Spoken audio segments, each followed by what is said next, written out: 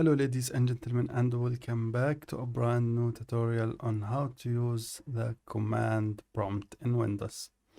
In the previous video we learned how to navigate the file system.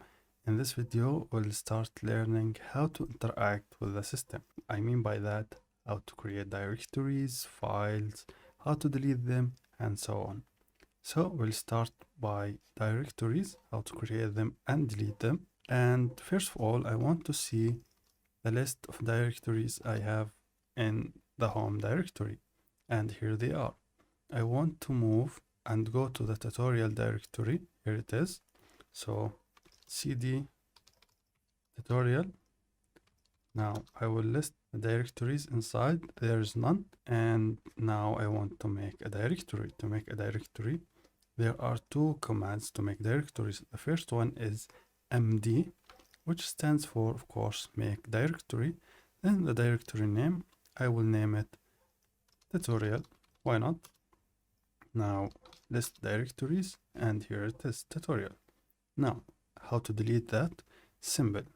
I will say remove directory, rmdir. Then the name of the directory, hit enter. Let me list again. There is none, so successfully deleted. Now let me clear the screen again. List, there is none, so the other command is mkdir, so make directory, which is the same as make directory md. Now I will name it again, tutorial list, and here it is.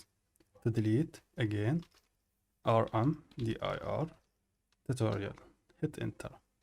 List, there's none, it's gone.